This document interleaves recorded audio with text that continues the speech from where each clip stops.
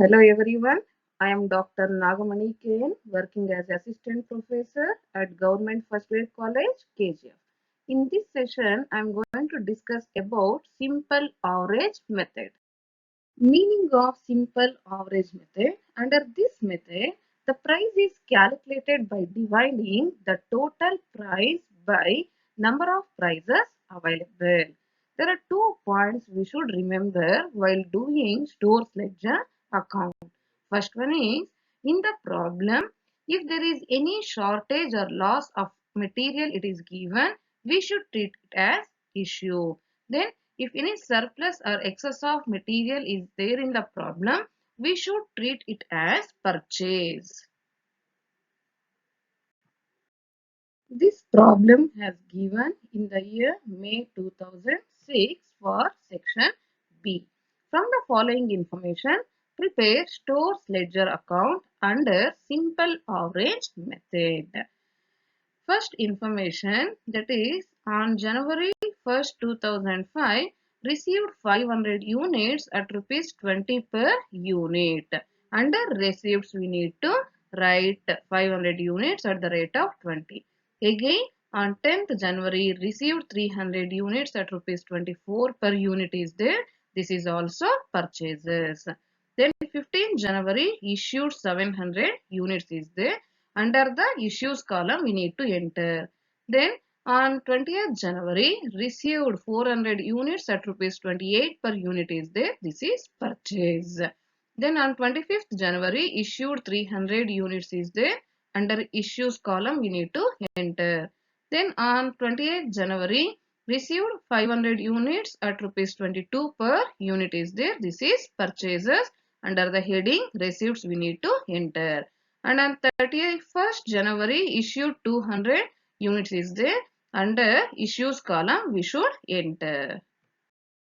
We are preparing stores ledger account for the month of January 2005 under simple average method. First we need to draw columns. First one is date, particulars, receipts, issues, balance. Under receipts, issues, balance, again we need to draw three columns. First one is units, second one is rate, and the third one is amount. See the problem. First transaction on 1st January purchased 500 units at the rate of 20. Under the receipts we are going to enter all purchases, units, rate and amount. Then under issues, whatever they have issued to the production department, that we are going to write. And under balance, after each and every transaction we should write what is the balance available. Next, here 1st January purchased is there. Under receipts we have entered 500 units at the rate of 20. ಇವೆರಡನ್ನು multiply ಮಾಡಿದ್ರೆ 10,000 ಬರುತ್ತೆ. Next balance ಬರೀಬೇಕು. ಇಲ್ಲಿ balance ಅಂತ ಹೇಳಿದ್ರೆ ಏನ್ purchase ಮಾಡಿದೀವೋ ಅದನ್ನ ಆಸ್ ಇಟ್ ಈಸ್ ಬರ್ದಿದೀವಿ. Next, 10th January again they have purchased 300 units at the rate of 24. So under receipts units 300 ಬರಿಬೇಕು, rate 24. 300 into 24 7,200 ಬರುತ್ತೆ. Again we should write the balance. Previous date balance number of units 500 units at the rate of 20 ಇದೆ, ಅದನ್ನ ಬರ್ದಿದ್ದೀವಿ. 500 at the rate of 20. Amount ನ first ಬರೀಬಾರ್ದು. Next second balance ಏನ್ purchase ಮಾಡಿದೀವಿ ನಾವು ಇಲ್ಲಿ 300 units at the rate of 24 ಅದನ್ನ ತೋರಿಸಿದೀವಿ. Next amount ಬರಿಬೇಕಾದ್ರೆ ಏನ್ ಮಾಡ್ಬೇಕು ಅಂತ ಹೇಳಿದ್ರೆ ಪ್ರೀವಿಯಸ್ ಡೇಟ್ ಅಮೌಂಟ್ ಎಷ್ಟಿದೆ 10,000 ಅದನ್ನ ಬರಿಬೇಕು. ಪ್ಲಸ್ ಎಷ್ಟು ಅಮೌಂಟ್ ಆಫ್ ರಾ ಮೆಟೀರಿಯಲ್ಸ್ ನ ಪರ್ಚೇಸ್ ಮಾಡಿದೀವಿ 7,200 ಅದನ್ನ ಆಡ್ ಮಾಡ್ಬೇಕು. 10,000 plus 7,200 17,200 ಬರುತ್ತೆ. ಪರ್ಚೇಸ್ ಮಾಡಿದ್ರೆ ಬ್ಯಾಲೆನ್ಸ್ ಅಲ್ಲಿ ಅಮೌಂಟ್ ಕಾಲಮ್ ಅಲ್ಲಿ ಆಡ್ ಮಾಡ್ತೀವಿ, ಇಶ್ಯೂ ಮಾಡಿದ್ರೆ ಲೆಸ್ ಮಾಡ್ತೀವಿ. Next 15th January issued 700 units is there. So under issues column, under that units 700 we have to write. Next rate ನಮ್ಗೆ ಕೊಟ್ಟಿರೋದಿಲ್ಲ, ಯಾವ ರೇಟ್ಗೆ ಇಶ್ಯೂ ಮಾಡ್ತಾ ಇದಾರೆ ಪ್ರೊಡಕ್ಷನ್ ಡಿಪಾರ್ಟ್ಮೆಂಟ್ಗೆ ಅಂತ ಅದನ್ನ ನಾವು ಕ್ಯಾಲ್ಕುಲೇಟ್ ಮಾಡಬೇಕು.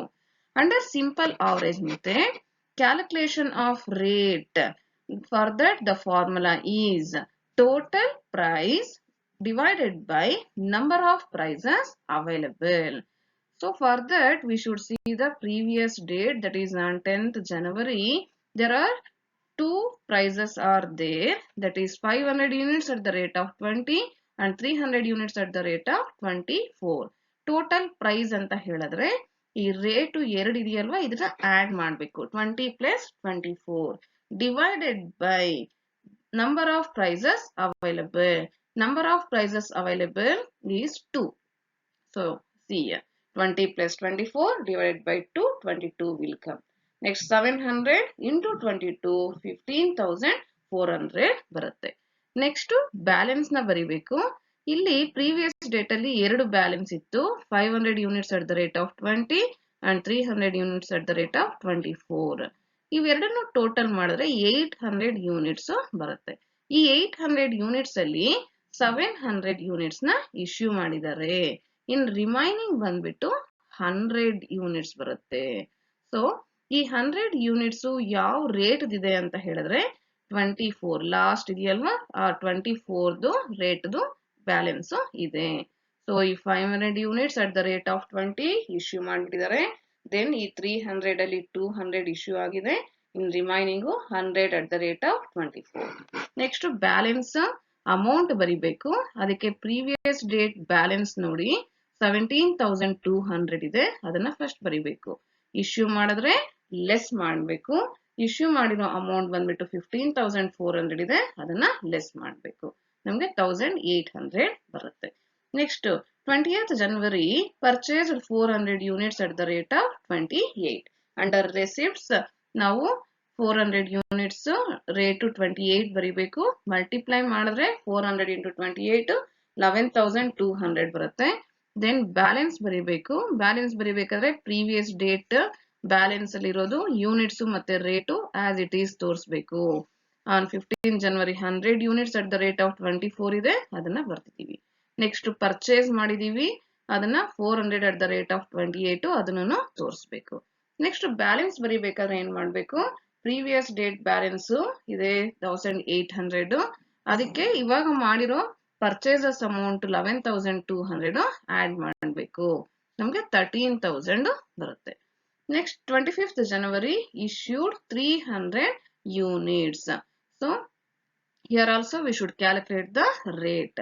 The formula for calculating the rate is total price divided by number of prices available.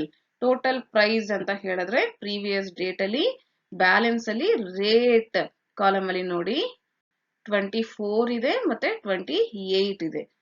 So ಇವೆರಡನ್ನು add ಮಾಡಿದ್ರೆ ನಮ್ಗೆ ಟೋಟಲ್ ಪ್ರೈಸ್ ಸಿಗುತ್ತೆ. 24 plus 28 ಅಂತ ಹೇಳಿದ್ರೆ ನಮ್ಗೆ ಟೋಟಲ್ ಪ್ರೈಸ್ ಸಿಗುತ್ತೆ.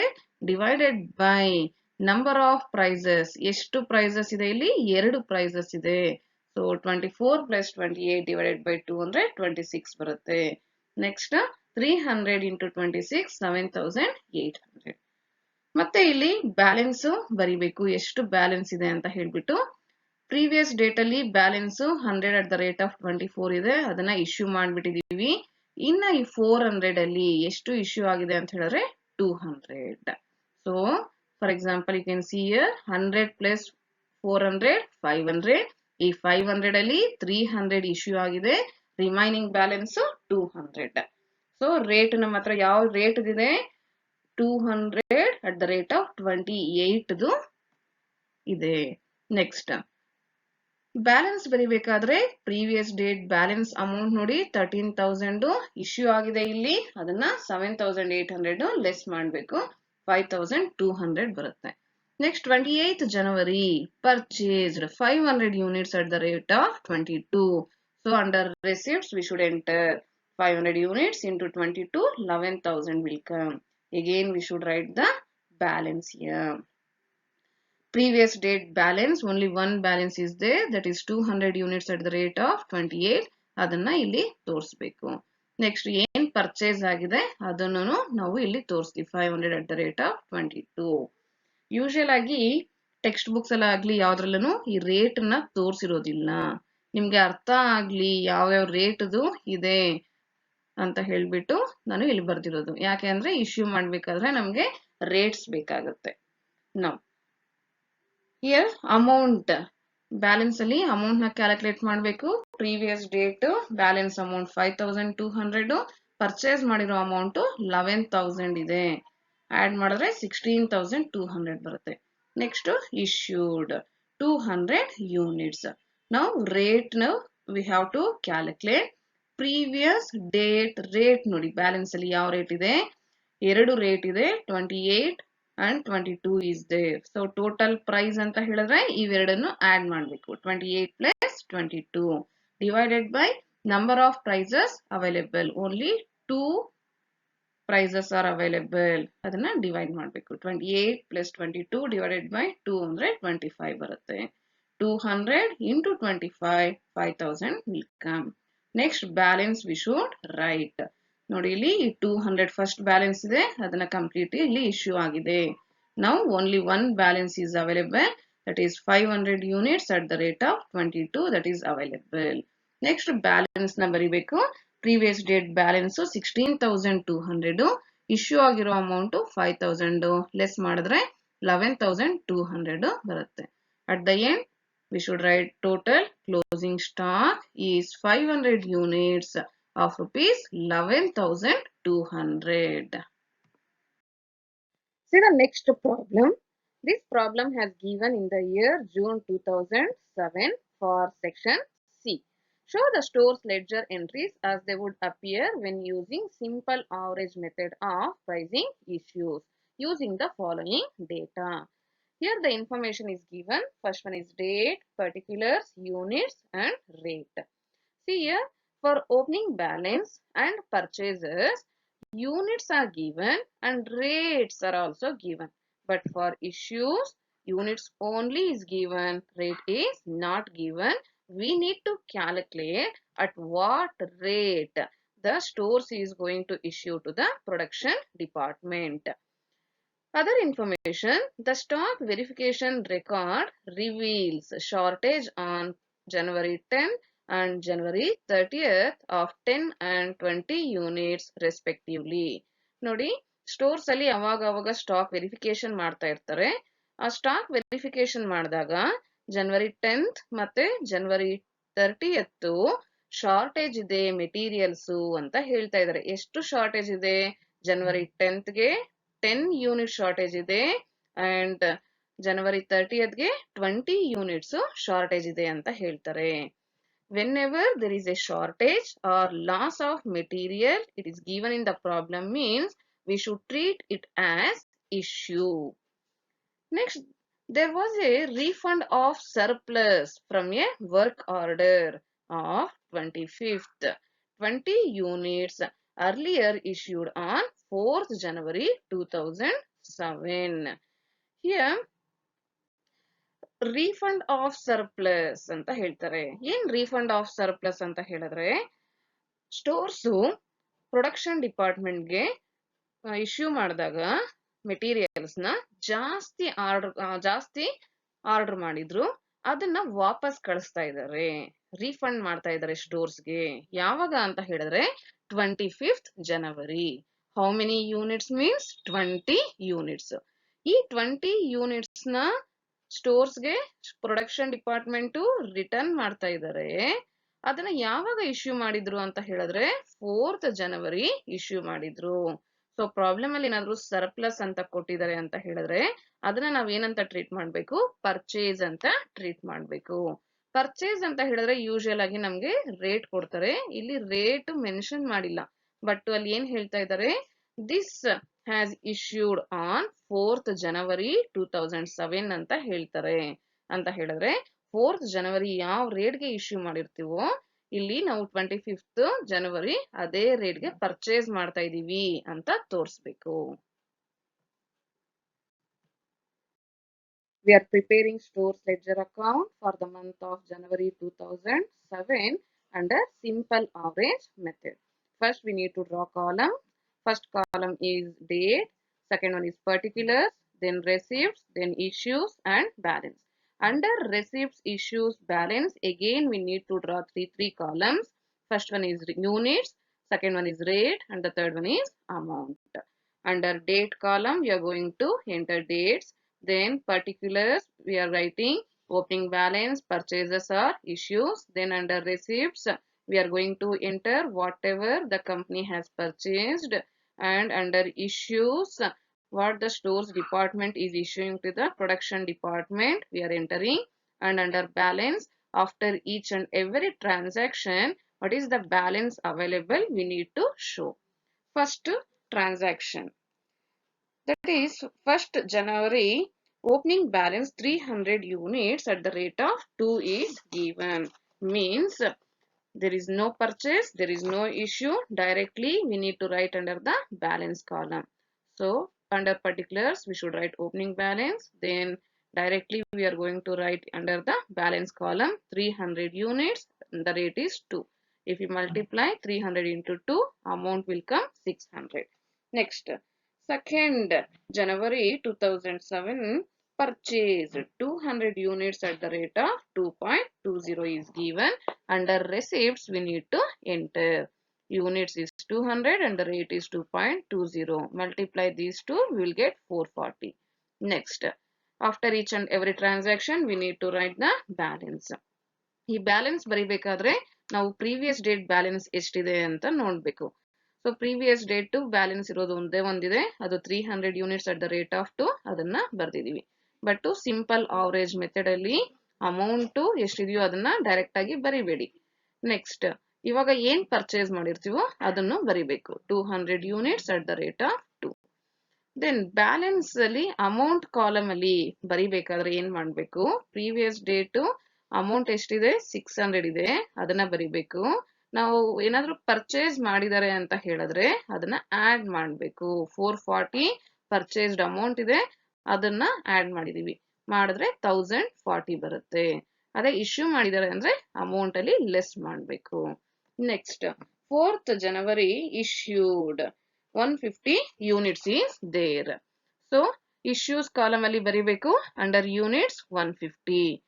ಅಂಡ್ ಈ ರೇಟ್ ಬಂದ್ಬಿಟ್ಟು ಪ್ರಾಬ್ಲಮ್ ಅಲ್ಲಿ ಕೊಟ್ಟಿರೋದಿಲ್ಲ, ನಾವು ಕ್ಯಾಲ್ಕುಲೇಟ್ ಮಾಡ್ಬೇಕು ಯಾವ ರೇಟ್ಗೆ ಸ್ಟೋರ್ಸ್ ಇಶ್ಯೂ ಮಾಡ್ತಾ ಇದಾರೆ ಪ್ರೊಡಕ್ಷನ್ ಡಿಪಾರ್ಟ್ಮೆಂಟ್ಗೆ ಅಂತ. ಅದಕ್ಕೆ ಪ್ರೀವಿಯಸ್ ಡೇಟ್ ಬ್ಯಾಲೆನ್ಸಸ್ ಎಷ್ಟಿದೆ ಏನಿದೆ ಅಂತ ನೋಡ್ಬೇಕು. So under simple average method, the formula is for calculating the rate is total price divided by number of prices available. Total price ಅಂತ ಹೇಳಿದ್ರೆ ಪ್ರೀವಿಯಸ್ ಡೇಟ್ ಅಲ್ಲಿ ರೇಟ್ ಅಲ್ಲಿ ನೋಡಿ 2 ರೇಟ್ ಇದೆ, ಇವೆರಡು ರೇಟ್ ಅದನ್ನು ಆಡ್ ಮಾಡ್ಬೇಕು. ಅಂದ್ರೆ 2 + 2.20 divided by number of prices available. ಎಷ್ಟು ನಂಬರ್ ಆಫ್ ಪ್ರೈಸಸ್ ಇದೆ, ಓನ್ಲಿ 2 is there, ಅದನ್ನ ಡಿವೈಡ್ ಮಾಡ್ಬೇಕು. 2 + 2.2 divided by 2 means 2.10 will come. Then calculate the amount. 150 into 2.10 ಅಂದ್ರೆ 315 ಬರುತ್ತೆ. Next again we need to write the balance. ನೋಡಿ ಇಲ್ಲಿ 150 ಮಾತ್ರನೇ issue ಮಾಡಿರೋದು. ಇಲ್ಲಿ ಫಸ್ಟ್ ಬ್ಯಾಲೆನ್ಸ್ ಪ್ರೀವಿಯಸ್ ಡೇಟ್ ಅಲ್ಲಿ ಫಸ್ಟ್ ಬ್ಯಾಲೆನ್ಸ್ 300 ಇತ್ತು, ಅದರಲ್ಲಿ 150 ಇಶ್ಯೂ ಮಾಡಿದ್ದಾರೆ. ಸೊ 300 - 150 ಅಂದ್ರೆ 150 ಬರುತ್ತೆ. ರೇಟ್ 2 ಇದೆ, ಅದನ್ನ ಹಾಗೆ ಬರೀಬೇಕು. ನೆಕ್ಸ್ಟ್ ಸೆಕೆಂಡ್ ಬ್ಯಾಲೆನ್ಸ್ ನ ಆಸ್ ಇಟ್ ಈಸ್ ತೋರಿಸಿದೀವಿ, 200 at the rate of 2.20. Again we need to write the balance amount. ಅದಕ್ಕೆ first previous date balance amount ಎಷ್ಟಿದೆ ಅಂತ ನೋಡಿ, 1040 ಇದೆ, ಮೈನಸ್ ಇಶ್ಯೂ ಮಾಡಿರೋ ಅಮೌಂಟ್ ಎಷ್ಟಿದೆ 315, ಅದನ್ನ ಲೆಸ್ ಮಾಡಬೇಕು. ನಮ್ಗೆ 725 ಬರುತ್ತೆ. Next 6th January purchased 200. ಇವೆರಡನ್ನು ಮಲ್ಟಿಪ್ಲೈ ಮಾಡಿದ್ರೆ 200 into 2.30 ಅಂದ್ರೆ 460 ಬರುತ್ತೆ. ನೆಕ್ಸ್ಟ್ ಬ್ಯಾಲೆನ್ಸ್ ಬರೀಬೇಕು. ಪ್ರೀವಿಯಸ್ ಡೇಟ್ ಬ್ಯಾಲೆನ್ಸಸ್ 2 ಇದೆ, ಅದನ್ನ ಆಸ್ ಇಟ್ ಈಸ್ ಬರೀರಿ. ದೆನ್ ಇವಾಗ ಏನ್ ಪರ್ಚೇಸ್ ಮಾಡಿದಾರೋ ಅದನ್ನು ಬರೀರಿ. ನೆಕ್ಸ್ಟ್ ಅಮೌಂಟ್ ನ ಯಾವ ರೀತಿ ಬರೀಬೇಕು, ಬ್ಯಾಲೆನ್ಸ್ ಕಾಲಮ್ ಅಲ್ಲಿ ಪ್ರೀವಿಯಸ್ ಡೇಟ್ ಬ್ಯಾಲೆನ್ಸ್ ಅಮೌಂಟ್ 725 ಇದೆ, ಇವಾಗ ಪರ್ಚೇಸ್ ಮಾಡಿರೋ ಅಮೌಂಟ್ 460. ಇವೆರಡನ್ನು ಆಡ್ ಮಾಡಿದ್ರೆ 1185 ಬರುತ್ತೆ. Next C the adjustment. In the adjustment it is given 10th January shortage ಇದೆ ಅಂತ ಹೇಳ್ತಾರೆ. ಸ್ಟಾಕ್ ವೆರಿಫಿಕೇಶನ್ ಮಾಡಿದಾಗ ನಮ್ಗೆ 10 ಯೂನಿಟ್ಸ್ ಶಾರ್ಟೇಜ್ ಇದೆ ಅಂತ ಹೇಳ್ತಾರೆ. ಸೊ ಈ ಶಾರ್ಟೇಜ್ ಇದೆ ಅಂತ ಹೇಳಿದ್ರೆ ನಾವ್ ಏನಂತ ಟ್ರೀಟ್ ಮಾಡ್ತೀವಿ, ಇಶ್ಯೂ ಅಂತ ಟ್ರೀಟ್ ಮಾಡ್ತೀವಿ. ಸೊ ಇಶ್ಯೂಸ್ ಅಲ್ಲಿ ಯೂನಿಟ್ಸ್ ಕಾಲಮ್ ಅಲ್ಲಿ 10 ಬರಿಬೇಕು. ದೆನ್ ರೇಟ್ ನ ಕ್ಯಾಲ್ಕುಲೇಟ್ ಮಾಡಬೇಕು. ಯಾವ ರೀತಿ ಕ್ಯಾಲ್ಕುಲೇಟ್ ಮಾಡಬೇಕು ರೇಟು ಅಂತ ಹೇಳಿದ್ರೆ the formula is total price divided by number of prices available. Total price ಗೆ ಪ್ರೀವಿಯಸ್ ಡೇಟ್ ಬ್ಯಾಲೆನ್ಸ್ ಅಲ್ಲಿ ರೇಟ್ ನೋಡಿ 3 ರೇಟ್ ಇದೆ, 3 ಬ್ಯಾಲೆನ್ಸಸ್ ಇದೆ. ಈ ಮೂರನ್ನು ಆಡ್ ಮಾಡಬೇಕು. That is 2 plus 2.2 plus 2.30. Then number of prices available. How many number of prices is there? 3 is there. Divided by 3 means 2.167 ಬರುತ್ತೆ. So multiply these two, we will get 22. Then again we need to write the balance. So the first balance is 150. Out of this 150, 10 issued is there, remaining 140 at the rate of 2. Then another 2 balances are there. These balances we should write as it is. Then see the previous date balance amount 1185 is there. From that 22 issued amount we need to deduct. Next, 11th January 2007 issued 150 units is given in the problem.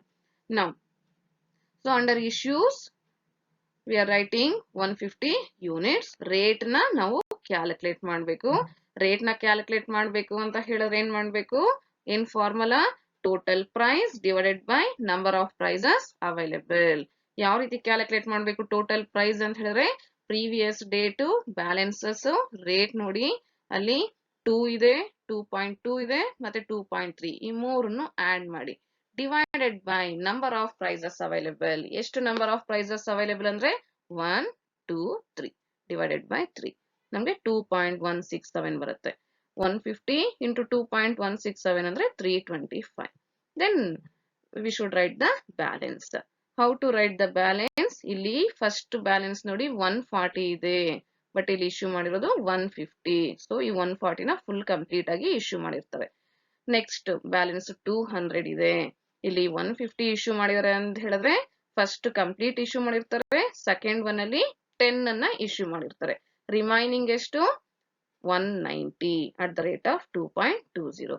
Next third balance ಇರೋದು as it is ಬರ್ತಿದೀವಿ. Then we should write the balance amount. ಅದಕ್ಕೆ ಏನ್ ಮಾಡ್ಬೇಕು? Previous date balance 1163 ಇದೆ, issue ಮಾಡಿರೋ amount 325 ಇದೆ, ಅದನ್ನ less ಮಾಡಿದ್ರೆ 838 ಬರುತ್ತೆ. Next 19th January again they issued 200 units. So issues ಅಲ್ಲಿ ಯೂನಿಟ್ಸ್ ಕಾಲಮ್ ಅಲ್ಲಿ 200 ಯೂನಿಟ್ಸ್ ಬರೀತೀವಿ. ನೆಕ್ಸ್ಟ್ ರೇಟ್ ನ ಕ್ಯಾಲ್ಕುಲೇಟ್ ಮಾಡಬೇಕು. ಯಾವ ರೇಟ್ಗೆ ಪ್ರೊಡಕ್ಷನ್ ಡಿಪಾರ್ಟ್ಮೆಂಟ್ ಗೆ ಇಶ್ಯೂ ಮಾಡ್ತಿದ್ದಾರೆ ಅಂತ. ಅದಕ್ಕೆ ಫಾರ್ಮುಲಾ ಏನು ರೇಟ್ ಕ್ಯಾಲ್ಕುಲೇಟ್ ಮಾಡೋದಕ್ಕೆ? Total price divided by number of prices available. Total price ಅಂತ ಹೇಳಿದ್ರೆ ಪ್ರೀವಿಯಸ್ ಡೇಟ್ದು ರೇಟ್ ಎಷ್ಟಿದೆ ಅಂತ ನೋಡಿ, 2 ರೇಟ್ ಇದೆ, ಅವೆರಡನ್ನು ಆಡ್ ಮಾಡಬೇಕು. ಅಂದ್ರೆ 2.20 plus 2.30. Number of prices are 2 divided by 2. So the answer is 2.25. 200 into 2.25 450 ಬರುತ್ತೆ. Then again we need to write the balance. ಇಲ್ಲಿ ನೋಡಿ previous date balance 190 units at the rate of 2.20 and the second one is 200 at the rate of 2.30 ಇದೆ. ಇಲ್ಲಿ issue ಮಾಡಿರೋದು 200 units. ಅಂದ್ರೆ first balance issue ಆಗಿದೆ, ಇನ್ನು 10 units second one ಅಲ್ಲಿ issue ಮಾಡಿದ್ದಾರೆ. ಸೊ ಈ ಸೆಕೆಂಡ್ ಒನ್ ಅಲ್ಲಿ 10 ಯೂನಿಟ್ಸ್ ಮಾಡಿದ್ದಾರೆ ಅಂದ್ರೆ 200 minus 10 ಅಂದ್ರೆ 190 ಬರುತ್ತೆ. 190 units at the rate of 2.30. Then write the balance. Previous date balance amount is 838. ಅದರಲ್ಲಿ ಇಶ್ಯೂ ಮಾಡಿರೋ ಅಮೌಂಟ್ ನ ಲೆಸ್ ಮಾಡಿ 450, 388 ಸಿಗುತ್ತೆ. ಇದು previous slide continuation.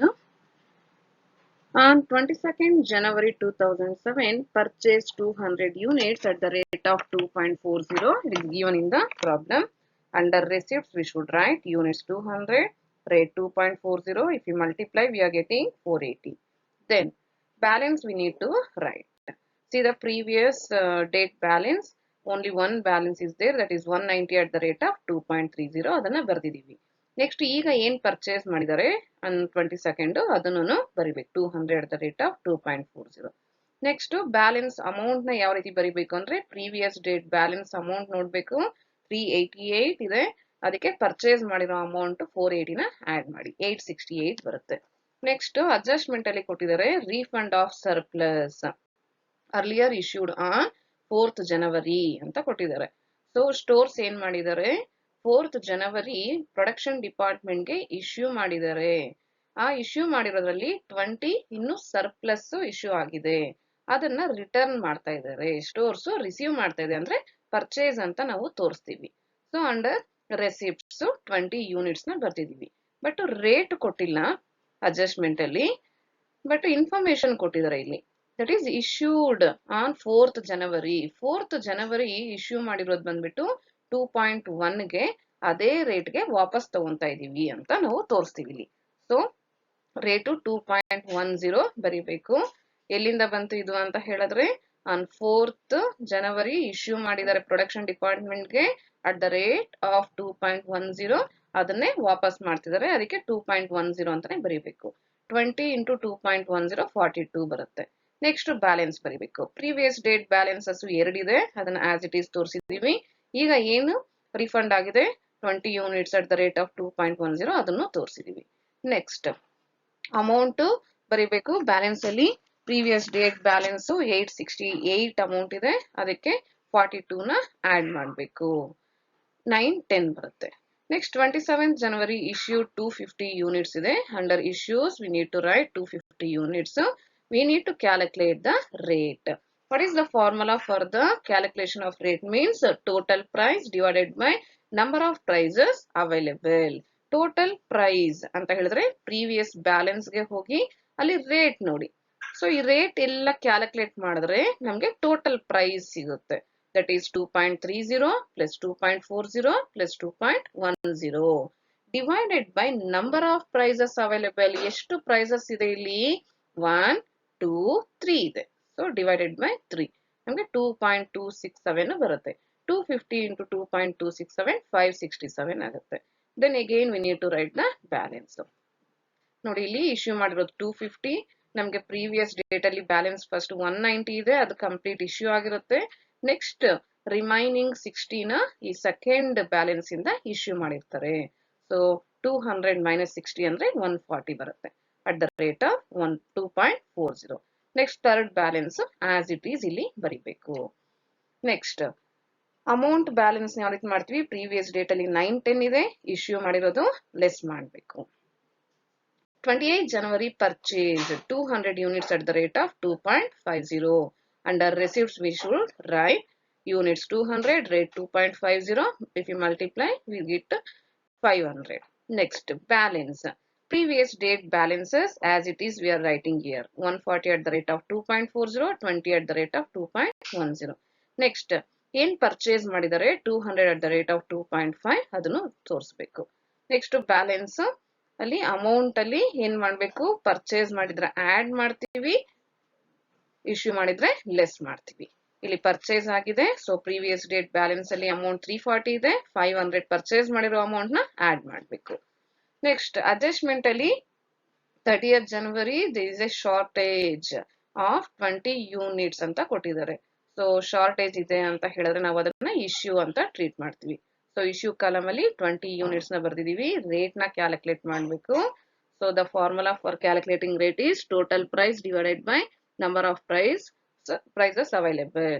So previous date ಅಲ್ಲಿ ರೇಟ್ ನೋಡಿ, ಬ್ಯಾಲೆನ್ಸ್ ಕಾಲಮ್ ಅಲ್ಲಿ ಇರೋ ರೇಟ್ ನೋಡಿ, 3 ರೇಟ್ ಇದೆ ಇಲ್ಲಿ. One is 2.40, another one is 2.10 and one more is 2.50. First we have to add these 3 divided by number of prices means 1, 2, 3 ಇದೆ. So 2.40 plus 2.10 plus 2.50 divided by 3 means 2.33 will come. Next 20 into 2.33 means 47. Next we need to write the balance. Previous date balances, first one 140 at the rate of 2.40 ಇದೆ, ಇದರಲ್ಲಿ 20 issue ಆಗಿದೆ, in remaining 120 at the rate of 2.40. and other 2 balances as it is we need to write. Next amount balance. Balance ಇರೋ amount ಯಾವ ರೀತಿ ತೋರಿಸಬೇಕು, previous date balance ಅಲ್ಲಿ amount 843 ಇದೆ, issue ಆಗಿರೋದು 47, ಅದನ್ನ ಲೆಸ್ ಮಾಡಬೇಕು. And the last transaction 31st January issued 150 units. So Here also we need to calculate rate. The formula is total price divided by number of prices available. Total price ಗೆ previous date rate ನೋಡಿ balance ಅಲ್ಲಿ 3 ಇದೆ. 2.40 plus 2.10 divided 2 plus 2.50 divided by 3. ನಮಗೆ 2.33 ಬರುತ್ತೆ. 150 into 2.33 3500. Next balance ಬರಿಬೇಕು. ಇಲ್ಲಿ 150 issue ಆಗಿದೆ. First balance 120 ಅಂದ್ರೆ ಕಂಪ್ಲೀಟ್ ಇಶ್ಯೂ ಆಗಿರುತ್ತೆ. ಎಗೇನ್ 20 ಇದೆ, ಅದು ಕಂಪ್ಲೀಟ್ ಇಶ್ಯೂ ಆಗಿರುತ್ತೆ. ನೆಕ್ಸ್ಟ್ 120 ಪ್ಲಸ್ 20 ಅಂದ್ರೆ 140 ಆಗುತ್ತೆ. ಇಲ್ಲಿ 150 ಇಶ್ಯೂ ಆಗಿದೆ, ಇನ್ನು 10 ಇಶ್ಯೂ ಮಾಡಿರ್ತಾರೆ ಥರ್ಡ್ ಬ್ಯಾಲೆನ್ಸ್ ಇಂದ. ಅಂದ್ರೆ 200 ಅಲ್ಲಿ 10 ಇಶ್ಯೂ ಆಗಿದೆ. Remaining is 190 at the rate of 2.50. Next balance ಬರಿಬೇಕಾದ್ರೆ ಪ್ರೀವಿಯಸ್ ಡೇಟ್ ಬ್ಯಾಲೆನ್ಸ್ 796 ಅಮೌಂಟ್ ಇತ್ತು, ಅದರಲ್ಲಿ ಇಶ್ಯೂ ಆಗಿರೋದು ಅಮೌಂಟ್ 350, ನಮಗೆ 446 ಬರುತ್ತೆ. At the end we need to write closing stock total is 190 units of rupees 446.